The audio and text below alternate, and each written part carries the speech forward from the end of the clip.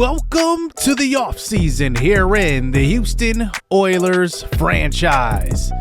The Oilers won their first championship of the series in Season 4, and it was a good one versus the Panthers. I was nervous, but we got the job done. But the work is just getting started in this series. We have to replace an all-time great guard in Joel Bitonio, who we had for the last 2 years and was a pivotal part in our championship runs. Then we find out to start the offseason that David Bakhtiari is also retiring. So the left side of our line is gone. We are going to have to replace that somehow this way. But in the offseason, the owner says he's not trying to spend a lot of money. And then we find out the Chiefs get a big news flash to them. Travis Kelce is retiring as well. So our division has a lot of work to do in order to still compete here in the AFC West. And then we get more news. Our offensive coordinator is leaving for college football to be a head coach at the University of Miami. And we have to sign a new offensive coordinator. So we go with first-time OC Nick Gregory. Looking at his tree, he has the vertical threat, power running trees, and offensive line guru trees unlocked. And this will actually help because obviously we're going to have new offensive linemen and probably they're going to be young players. We probably might get some through the draft. And then a bigger issue coming into the offseason and a bigger dilemma is that we have a ton of free agency. This is not going to be the same team come next year. This was our year to win the championship and we did it.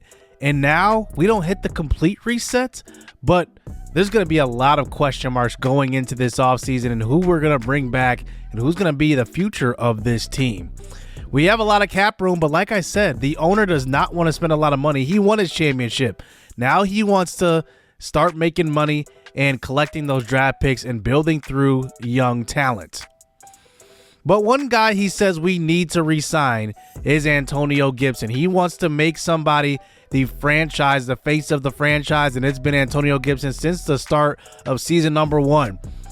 We saw the fast start that he got off to in his career with the Oilers, where he was running for like 160, 170 yards rushing in games, and he exploded in the second half of the Super Bowl and should have probably won MVP, to be honest with you. But nonetheless, it's continued to be a great career here for Antonio Gibson, and he is priority number 1 going into the offseason. He has been excellent. He's age 29, and obviously aging running backs don't really get paid, but he has earned it. 1,600 yards this year, a career high, 22 touchdowns, a career high, and he has just been amazing. This was a year where he was healthy the whole year. Also led him to Offensive Player of the Year in the AFC and Best Running Back.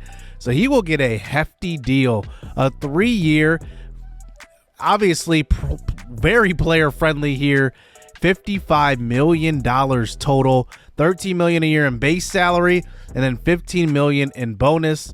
I mean, he has deserved it, and I have no problems handing out a contract like this to a running back. And if it doesn't work out, if he starts to decline, well, that's what you draft for. Our second priority coming into the offseason, well, I guess third behind replacing our offensive line, is re-signing Bryce Hall. He has also been a pivotal part of this defense since the start of the series. And remember, in the AFC Championship game, he picked off Patrick Mahomes twice. And that led us to an obviously AFC Championship berth.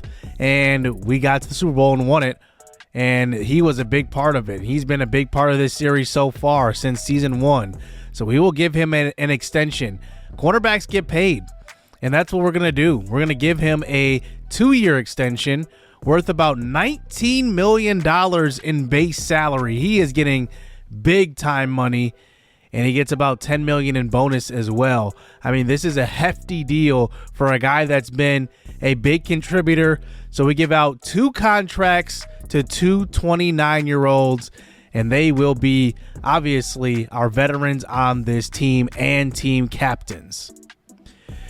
Well, that means we have to make some tough decisions as well. And Devin Bush, he's going to be released. The owner says he does not want to pay another big defensive guy big time money. So Devin Bush hits free agency. Kevin Dotson also will hit free agency. Our starting right guard the last few years since the beginning of this series, he hits free agency. So we now have 3 offensive linemen we will have to replace. Anthony Bishop, who started this series as an undrafted free agent rookie, he hasn't been a big impact player that I hoped he would have been. So he will hit free agency as well. There's a chance we could re-sign him maybe if he does not go sign in the offseason. We'll see. Irv Smith Jr. will also hit free agency. He was looking for a big-time contract, but he's not going to get it from us. And then Chase Brown, who has filled in nicely as the backup running back, he will also be hitting free agency. And then Sam Hubbard, I chose not to re-sign him. He only had 2.5 sacks this season after having back-to-back 5.5 sacks the 2 years before he signed with the Oilers. And he hits free agency as well. And then David Lewis Jr. We tried to negotiate with David Lewis. He had 2 receptions for 31 yards in the regular season, and he was obviously an undrafted free agent rookie.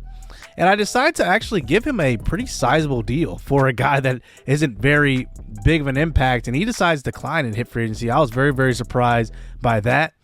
Ryan Lee, who was our backup center, he actually had a chance to compete for some playing time possibly. He goes to free agency. We try to re-sign Eric Curley, and maybe a little bit of luck here, and we might, and we do. He stays with the team, so we sign some more depth here in the re-signing phase. Mike McDaniels Jr., who did start a couple of games for us in this series so far, he re-signs as the backup right tackle. And then Owen Hayes Jr., we're going to franchise tag him for the second straight year. It's only $3.44 million for a fullback franchise tag. So that means we let a lot of guys walk, including Marvin Mims, who is now considered the top free agent in this class at 91 overall, only 25 years of age. And it just came to a point where, could we pay him? Yeah, we could have. But the owner said just let him walk and let him be free, get his money elsewhere. Christian Gonzalez also is a free agent, 25 years old, 86 overall. That's a really good cornerback on the market, but too bad we don't really need cornerback, but that would have been a pretty big signing for a team like a rebuild, but we're past that phase, so we don't really need to go that route. But looking at the rest of the free agents, there are decent guys here. Lucas Van Ness is here, and that's a very good free agent that we could possibly go after. But to be quite honest with you, we are going to just add on to what we have. We obviously need to build on our offensive line. We re-signed 2 of our top 3 priorities, which were Bryce Hall and AG, Antonio Gibson. And I think now we just need to add to the depth of the team. Eventually, we're going to have to pay a lot of guys, so I don't want to go crazy and spend a bunch of money like the owner says. We're going to need to save some money for the future when we do have to spend money on guys like Casey Burton, who's going to probably have over $120 million on his contract. He's going to have something ridiculous like that. Cornerbacks get paid a ridiculous amount of money, so we're going to have to save that money for him. We picked up his player option as well. But I do want to add some veteran offensive linemen, and I don't want to give out hefty contracts like we did for Joel Bitonio and David Bakhtiari. So Matthew Bergeron is available, a very good run blocking guard. He's not going to get as much as, Bitonio got when we signed him. When we signed Bitonio, he was getting paid like 20 something million dollars a year, something crazy like that. But he will get about $11 million in base salary in his offer and about $5 million in bonus. So that's a 2-year contract offer we will give him. I also decide to go after a veteran linebacker who will add some depth, and I found 24-year-old Macklin Todd here in free agency. A speedster, 88 speed, athletic, and that's kind of the profile that Devin Bush was. And I get pretty much a younger version of Devin Bush. Devin Bush, I believe, was 28, 29 going into free agency this year, and we get 4 years back. He was a 7th round pick back in season 1's draft, and he's in free agency as a 24-year-old at 77 overall. That's really good. So I want to sign him because there's a chance that he's going to be the starter next to Dave Washington at that off-ball linebacker position, and I'm going to offer him a 3-year, about $18 million in base salary. That's total, and then $15 million bonus. So that will pay him roughly around $33 million over 3 years. We also need to add some more defensive linemen. There are a couple of guys. Keanu Benton, he's really, I would say good, but not great. I look at his numbers and he doesn't really make too big of an impact, and that really dissuaded me from trying to go ahead and offer him a contract, so I look elsewhere. Javon Dexter out of Florida, he's now in his 5th season. He's pretty decent. I think he would be on the cheaper side of these defensive tackles in free agency, so I do decide to offer him a contract. This one's worth about 2 years, $4 million a year, and he gets about a $8 million bonus total. I decided to offer that contract to him to, like I said, be a depth interior defensive lineman, and that's really going to be it. In free agency, I don't think we need to add too much. We have about $73 million in cap. We want to save that money. We go ahead and click to evaluate the offers, and everybody signs with us. So Matthew Bergeron, our new starting left guard, Macklin Todd, who could be our new starting off-ball linebacker, and then also a depth defensive lineman in Dexter. So here we go. That's it. We hit the free agency recap just to see what else happens around the league. And look at this. Marvin Mims finds himself in a Houston uniform, but the Houston Texans. An amazing landing spot for him because we will get to play him also, and he gets to catch balls from CJ Stroud. How about this one? A.J. Brown signs with the Dallas Cowboys. So imagine CeeDee Lamb and A.J. Brown in the same lineup. And oh yeah, I think we faced them this year as well. So it's going to be a very tough matchup with that one. More guys moving around in different teams. How about this one? Devin Bush signs with the Jets. And remember, the Jets were actually a playoff team and I believe won their division. So this is going to be a very, very big signing for the Jets. They were actually second in the division. I forgot the Bills won their division. So the Jets are going to be a team to compete with in the AFC. They also signed TJ Edwards. Lucas Van Ness goes to the Rams. Isaiah Hodgins does sign with the Chiefs. So the Chiefs do replace Travis Kelce with a pretty viable option with Isaiah Hodgins. Daniel Jones goes to the Colts. That's an interesting signing. Looking over to Kevin Dotson, he goes to the Giants. So our former guard signs a 1-year, $7 million total deal. Mike Evans goes to the Jacksonville Jaguars on a $7 million a year deal. 2 years on that contract. Eric Stokes goes to the Broncos. Deshaun Watson resigns with the Browns. The Broncos are really adding to the depth of their team. They signed a guard as well. And just looking around the league, I think the Broncos are starting to load up in free agency along with the Chiefs. I've seen a couple of signings from them, and they're going to be a team to really make that leap because obviously they finished third in our division, and now they're looking to build on that. So before heading into the draft season, here is what the last mock draft before the draft looks like. This draft is very, very deep at offensive line, and I mean deep. This is the deepest offensive line draft we have had in this series. So just be prepared for a lot of linemen to fly off the board. We're going to look to draft linemen as well. We signed one in free agency. You definitely want to add some more because obviously injuries happen to the offensive line, and you need to have that depth there. And we are picking last. So here at the end of the first round, there are a couple of offensive linemen. Hopefully Sherrod Tucker falls to us, but we are right now mocked Preston Winslow out of UCF.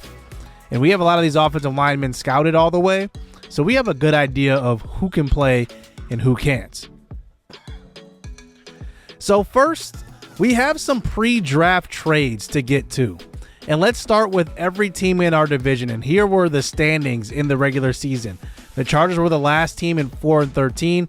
Broncos were one game under 500. Then obviously the Oilers and the Chiefs were both 14-3. The Broncos have a lot of depth issues. That's their biggest issue. But they really addressed a lot of that in free agency. So really, they're going to be looking to add somebody next to their number 10 overall pick last year, Ahmad Crisp, who only had 3.5 sacks, but he's probably going to make a year 2 leap. I can see it coming. They did add Nolan Smith in free agency, but he is not a pass rusher. He has 0 sacks in his entire career. He definitely is just an off-ball linebacker who's not going to get after the quarterback at all. Really, the last few years, their pass rusher has been Baron Browning, but he's only had 5 sacks in 3 seasons. So they really want to add another pass rusher. And one guy they have been looking at is Oscar Norris. Norris is coming into a contract year with the Atlanta Falcons. And the Falcons have been a team who have paid defensive linemen in the past, but I think they're having a little bit of buyer's remorse. Grady Jarrett was the last big free agent re-signing contract they gave out, and I would say that he hasn't quite lived up to it. So they're definitely a little hesitant to pay Oscar Norris. They finished 9-8, but they have easily been a team that has been pretty 500-ish. Like, they are in purgatory. That's what they call it in the NFL. And I think Desmond Ridder could be one of the reasons why. He has been pedestrian. In his rookie season, obviously we know what he did, but the year after that, 36 touchdowns, 22 interceptions, but then has had 3 straight years of 22 touchdown passes. So the Falcons decide to make a trade and trade away Oscar Norris for the Broncos' first-round pick. So the Broncos believe in Norris and want to bet on him that much that they are willing to acquire him and give away one of their 2 first-round picks. Remember, because they traded Jerry Jeudy in the regular season, so they still have one of their first-rounders. That's a pretty good trade for the Broncos. Well, the aforementioned Jerry Jeudy got traded away to the Colts, so that means they have a hole at receiver. There are a couple of receivers around the league who could be an option for them. One is Amari Cooper from the Lions, but the Lions are just rich with receivers. And one guy that they have here is second-year pro out of Iowa State, Amani Stevens. Amani Stevens is an amazing player. He's out of Oregon State, my bad. But he only had 1 catch in his rookie year. He was a 3rd-round pick. And he just makes a lot of financial sense for the Broncos. You don't have to pay him anytime soon. And he's a guy that's going to be right now, if you put him on the roster, the number 2 receiver. So they work out a deal with a lot of picks. They get a 5th in Stevens. They trade away their 2027 4th, 6th, and 7th round picks, and a 4th in 2028, which is 1 year from now, and a 3rd round pick 2 years from now for Stevens, who hopefully they can develop into a top flight wide receiver in this division. So that's the Broncos pre-draft moves. Now let's move over to the Chargers. Justin Herbert ended up somehow getting the Superstar X Factor upgrade. I have no idea how. He's been a superstar pretty much every year in this series, and I don't even know how he got this, but he has it. But I don't know if these woes they've had as far as wins and losses go are his fault, but he is definitely a common denominator in that. But I think they just haven't surrounded him with enough offensive talent. And I say that because if you look at their receiving core, they have Kyle Phillips, who we literally let go last year, led their team with 9 touchdowns. That's kind of crazy to me. But he still remains on the roster. But I think one thing they do need is somebody, once again, opposite of Joey Bosa. They tried Khalil Mack there, and it did work out, but he ended up leaving there in free agency to the Detroit Lions. And now they're looking for another guy to probably shore up that pass rush. And they look to the Green Bay Packers, who are led by a young quarterback in Deshaun Mitchell. They are still rebuilding, but they are looking for draft picks. And one guy that is available, Rashawn Gary. Rashawn Gary getting added to the Chargers puts an immediate target on this Chargers defense, because this would possibly catapult them above the Broncos, and they agreed to a mega deal.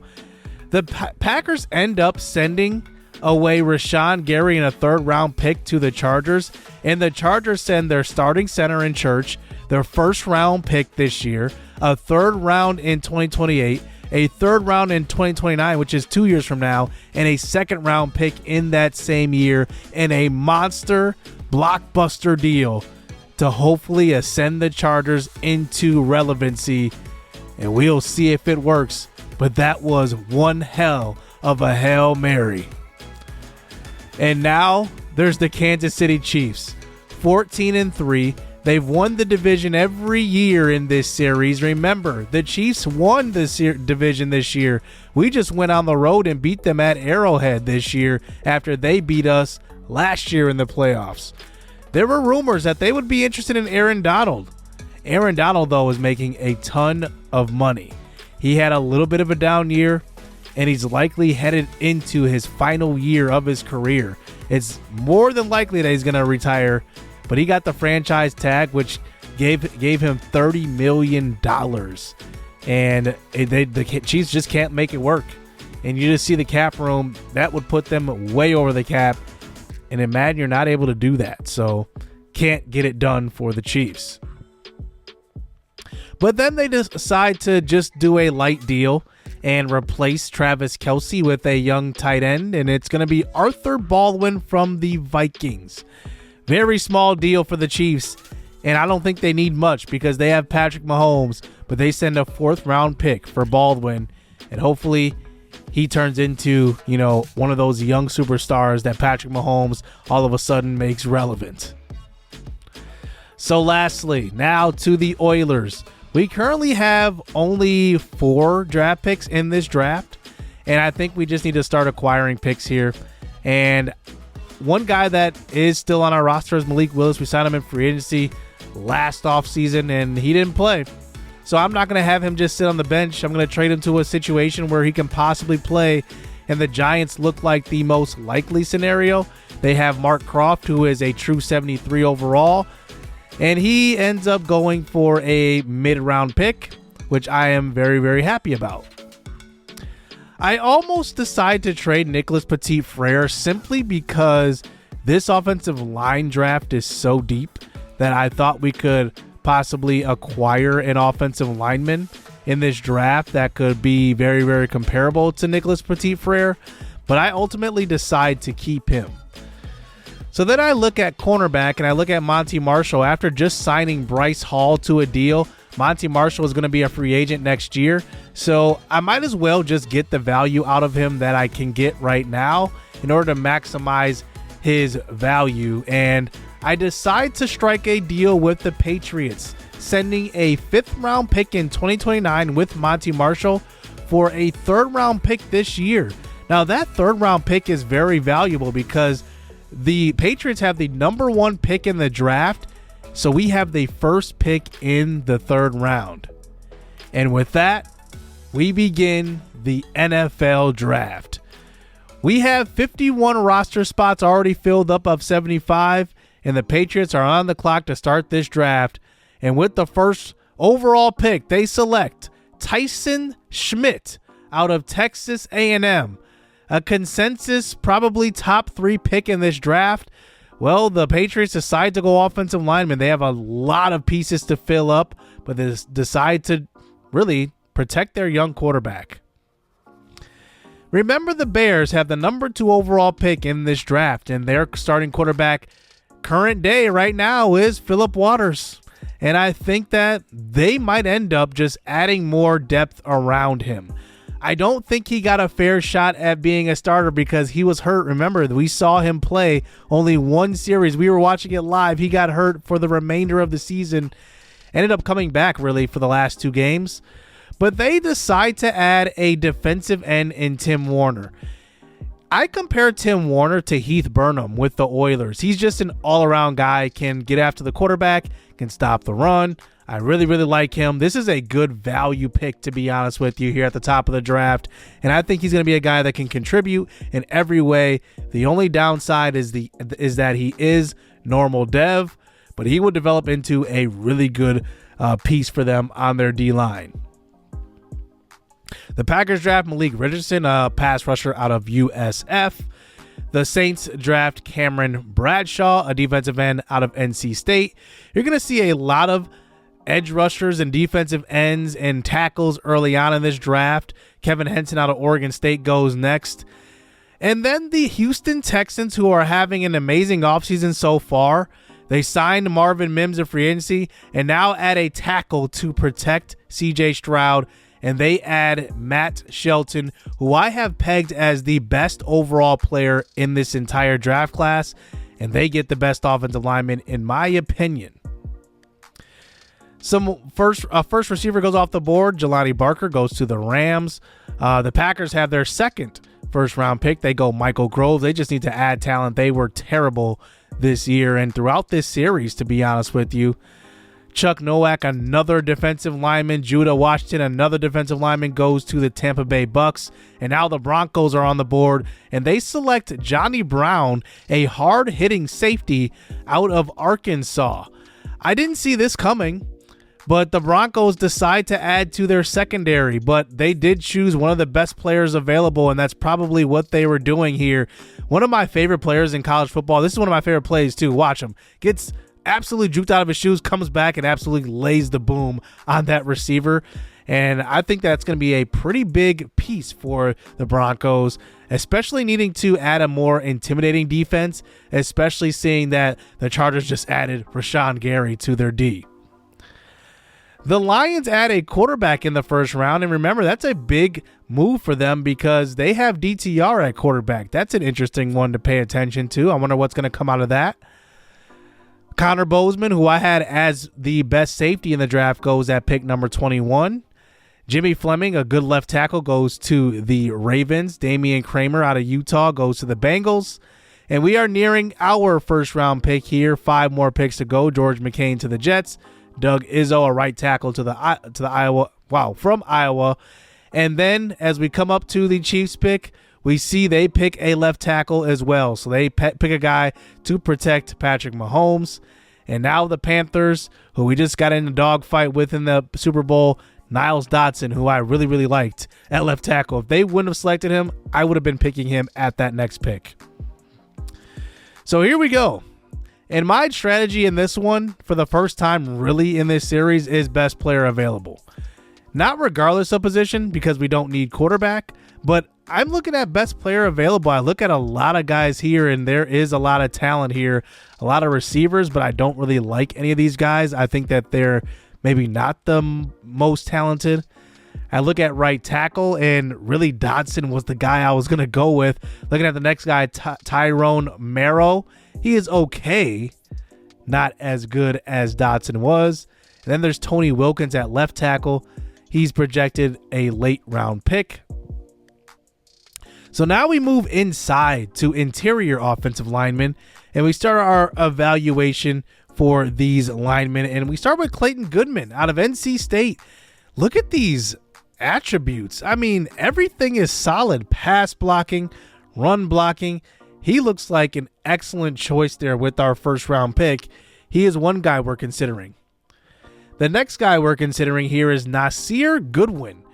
He has A power moves, A awareness, B play rec, and A tackling. So he's going to be a guy that we can move all around on that defensive line, and a depth guy that you need depth just in case of injury. So he is an option. The third option is LeBrian Dudley. Probably one of the more athletic middle linebackers in this draft, and a guy that has a high ceiling but will need some development. I think he has an issue really with making tackles in space and making good decisions, but we'll see. But out of those 3 guys, it's a no-brainer who is the best player. So with our first round pick at the end of the first round, we will select Clayton Goodman out of NC State. He is a nasty dog on that offensive line. Look at this play right here versus Montana. Just absolutely abuses this nose tackle and just looking for anybody else to go after. And that's the type of player we're getting here with our first pick. I really, really love this draft pick. He is hitting Dev as an offensive lineman, which is awesome. And hopefully he can be a superstar trait. That would be amazing. LeBron Dudley ends up going at pick number 10 in the second round, so going 10 picks later. And then 10 picks after that, Nasir Goodwin goes to the Lions. So we face both of those teams this year, so we'll actually get to see both of those players. So now our next pick, we have 3 third-rounders. So we had a pick at the end of the first round. We have one at the beginning of the third. We have one in the middle of the third and the end of the third. So this is going to be a pretty big round for us here to build the depth of our team. And I'm looking at BPA again, best player available. I mean, it worked for us with the first pick, and I think I'm going to select another top player on defense here with this pick.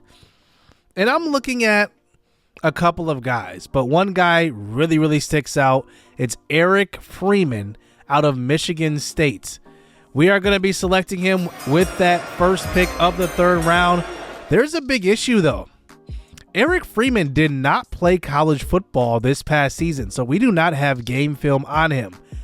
The backstory is that he was hurt in the preseason, so his injury is a little low, C to F. Everything else is actually really good. So I don't know what type of player we're going to get with him. We're definitely going to have to develop him just a little bit. And that's okay with me as long as he's not, presumed as a starter, which we have guys to fill in. So we don't really need him to play that role. So here with pick number 21, we have a couple of options. And one option here is Sheldon Baker. Look at these combine numbers. He was a freak at the combine. One of the most athletic defensive tackles that has measured in the draft in a very long time. But my thinking here is that, is he really worthy of drafting here at this position? And in my opinion, it's a no. So I look at the trade offers and I look at teams that are willing to give up some future first round or future draft picks, I should say. And the Ravens want to give up a future third and a fourth and a sixth this year. So I am willing to do that. It just makes a lot of sense. We have another third round pick. So why not trade back, get those draft picks? So now here we are at pick 32, and this is our pick because obviously we won the Super Bowl, and we will make a selection here. So we will not trade back out of this spot. And one thing you always need on your team are blocking tight ends. And one guy I have scouted to almost completion at 90% is Terry McLeod, a athletic tight end who can catch the ball, but what I really, really like about him is his ability to block for the run. He has A to B run block, A to B run block finesse, and I really, really like that. So with our third selection in this draft, it's going to be Terry McLeod out of Colorado. He is an amazing player.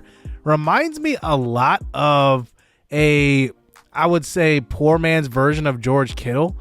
George Kittle is an amazing blocker, but what I really like is his effort on every play. Terry McLeod is going to give you 100% effort on every play. He's going to play hard. He's going to do the dirty work, and he's not going to complain.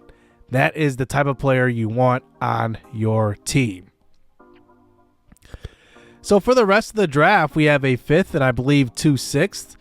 So here we are in the 5th round at pick number 5. And this is where you kind of add some value at some skill positions. And we always go receiver, either undrafted or in the late rounds. But this year we're going to go running back. And we have not yet drafted a running back in this series. And we just signed AG to an extension. But one guy I really, really like is Corey Birmingham out of Washington State. He will be our 5th round selection here, and he is a different type of back. He is a power back. I'm hoping that he will help extend the longevity of AG, Antonio Gibson, because I need a bruiser, a guy that can take the big hits.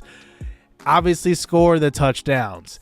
He's not going to be a guy that's going to catch the ball in the backfield, but he does have decent hands. But we'll see what he turns out to be. If he can turn out to be anything like a legit NFL power back, I will be happy with this 5th round selection. So our next pick, round 6, pick 16. And like I said, this is just more of a value pick here. And this is where you add the depth to your team. And the remaining guys on the board are really cornerbacks. And that's pretty much it. So Delonte Evans is the top remaining quarterback on the board. He is 23 years old. He comes in a little older. He does have decent athleticism. I think good enough to get by in the NFL. So with this last pick, I think I'm leaning this way. And we're going to go ahead and do it with this last pick here, or the second to last pick in this 6th round. And we will select Delonte Evans out of Oregon State. 5'10", 90 speed, 92 acceleration. And we will see what his coverage skills look like when we reveal the ratings.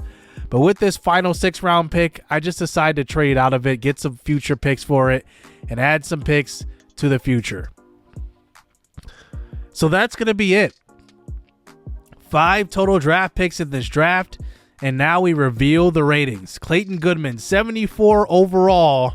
That's pretty good for pick number 32 in the 1st round. And you look at what he actually is a very well-balanced offensive lineman. And like I said, we can shift him around the offensive line. He's probably going to be a starting guard. Eric Freeman was our 3rd round pick with that Patriots pick we acquired. Look at this, 84 speed, 84 hit power, 85 tackling, 88 acceleration. But it's interesting. What else does he do well? Because he doesn't have great coverage ratings. He's not a great pass rusher. I think he's going to need some development. And obviously he's coming off of an injury, so he might be a little injury prone. So we're going to have to work him back slowly, but we move on to a guy we won't have to work back slowly. Terry McLeod, adding to the depth at tight end. You know, I like his ratings. It's not like terrible, but it's not great. So he is not expected to be a starter, obviously. He's going to be that 3rd tight end in the depth chart. And then there's Corey Birmingham, who is 69 overall, but this does not look like 69. Like, he looks like a tank. 86 trucking, 86 stiff arm, 88 speed, 77 break tackle, 82 strength. He looks really good. So I'm excited to use Big Birmingham in the backfield, especially to get those tough yardage. And then with our last pick, we decided to draft Delonte Evans, who comes in not bad. 68 overall with 75 man isn't too bad. We're going to have to develop him, obviously, but these are pretty good starting base ratings for a cornerback. And after trading Monty Marshall to the Patriots, we needed another cornerback in that room. So I am glad and I'm happy with this class. It's not the greatest of class, but it's definitely a good depth class. The number 1 overall pick was Tyson Schmidt, and he's only 72 overall. So if you think about it, we drafted a 74 overall center, and that was 2 overalls higher than the number 1 pick. Tim Warner was also 74. He was pretty good in the draft, and he ends up being just 74. I guess this wasn't like the greatest draft class, but my initial thought was right behind Matt Shelton. He is by far the best player, at least in this 1st round in this draft. I'm not seeing anybody that's touching 77 overall. Just filtering here who was the highest overall in this class. It was a 4th round receiver, Alonzo Wallace. And he goes to the Panthers. The Panthers, who just played in the Super Bowl, find a gem in the middle of this draft. And wow, what a pick. 90 short route. That is pretty good. Let's check out the divisional teams. The Denver Broncos draft Johnny Brown in the 1st round, 75 overall, so that's a pretty good pick. 73 zone, 88 hit power. We knew he was a big hitter. But then in the 2nd round, they draft a backup quarterback wearing John Elway's number. We're going to change that, but wow. Can't believe they did that. But they do draft a very good safety in the 3rd, Stephen Lewis. So they double down on safeties and add to their defense, and they're going to need it, especially going up against Patrick Mahomes, the Oilers, and now Justin Herbert with that revamped defense. And then the rest of the draft picks were just okay. 67 overall, 70, and 63. The Chargers decide to add to the offense since they traded for Rashawn Gary in the offseason, getting him to the defense, and now they add Emmanuel Anderson. So another pass-catching option here for the Chargers and Justin Herbert. Lance Beekman was their third-round pick. James Matlock was a really good guard in the third round, 73 overall, so they made out there with that pick. And then the rest of their picks were just okay. And then the Chiefs add Sherrod Tucker in the first round. He is huge, 6'7", 316. Decent pass blocker, terrible run blocker. So we already know if they try to run to the left side, we are crashing hard on that side. And we open up the season versus them as well. So it's going to be very, very interesting here in Season 5. But all three teams in our division have pretty decent drafts. I don't think anybody had a bad draft. I mean, the Chiefs had one good draft pick, but I still think that's a good draft. Anybody that can protect Patrick Mahomes is a winner. And then the Lions, how about this? They drafted a quarterback in the first round, and then they draft Nasir Goodwin in the second, who we were thinking about drafting, and Nasir Goodwin is actually really, really good. So that's a good draft pick right there for the Lions. Malik Richardson goes to the Packers at pick number 3. He was a guy I wasn't really looking at, but ends up being really good, especially with the morale boost. He's at 76 overall, and we play the Packers this season as well. So that's going to be a guy we see early on. So Clayton Goodman gets moved over to right guard, and look at that. He goes up 2 overall by doing that. So he's at 76 overall. He's going to start at right guard for us. Eric Freeman is 74. He's going to be competing with Boye Mafe for some playing time. We'll see what happens between them. And then, obviously, Delonte Evans is not going to start. He's going to develop there. He's going to be probably the gunner on punt. But I loved what we did in this offseason. We added to the depth, and we didn't go too crazy. I want to build this team through the draft now and start to build it that way. And looking at our schedule, it's going to be extremely tough. This is the toughest schedule we've had in this series so far. Look at the end of our season. Jaguars, Chargers, Bears is kind of a lighter matchup, but then we play the Ravens and Bengals to end this year. It's going to be a whole lot of fun seeing what this team can do, bouncing back from a Super Bowl win. We'll see next episode what happens, but this is the offseason. I appreciate you guys if you stayed through the whole video, watching the whole thing. It was a whole lot of fun. Took a few days to get this out because I was doing a lot here in the offseason, trying to figure out what other teams needed. I facilitated some trades for other teams and everything like that. So really just like balancing the league out. That was one of my goals. And we did that, and I'm ready for season number 5. It's going to be a lot of fun. Can't wait for the start. Hit subscribe. Hit that like button. Stay tuned. Let's get it. Let's go. I hope the rain don't come in November, 'cause the summer went way too fast. I'm trying real hard to remember all of the good times.